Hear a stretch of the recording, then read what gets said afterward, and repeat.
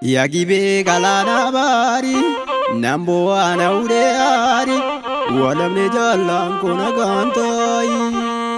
Yagibe galana bari nambo ana ureari walamne jalan kona gantai. Yajiya bai galana bari mebong na jari galana bari. Yajalan kai galana bari meul na jari galana bari. Yagibe galana bari nambo ana ureari walamne jalan kona gantai. Roro sabarrakolo jalan kona barsiise battala kappelolu jajjabe nagarsiise godarra insesini gara bimbitamini jede nakakachiise faji ko nakafsiise irra fimbore batte padawirro rifamte yonku be fingadini gumako situbasa yede natti dammate lenchi daggala keessa mootummaan otololu wareegamte lubbunsa adni dabarte lubbunsa ad wareegamte lubbunsa. Yagibe galana bari nambo ana ureari walamne jalan kona gantai. Yagibe galana bari nambo ana ureari walamne jalan kona gantai. Yajiya bai galana bari mebong na jari galana bari. Yajalan kai galana bari meul na jari galana bari. Yagibe galana bari nambo ana ureari walamne jalan kona gantai.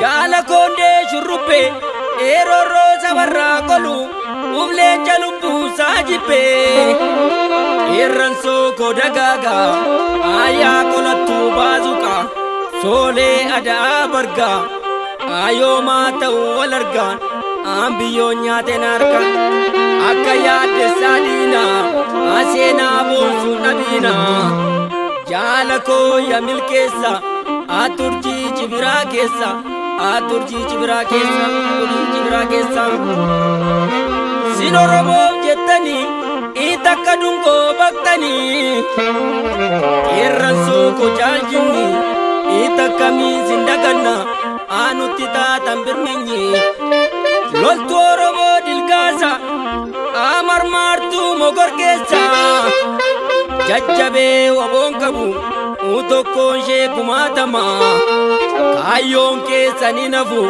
unutitti kitimama anutitti kitimama anutitti kitimama. Yagibe galana bari nambo ana ureari walamne jalan kona gantai.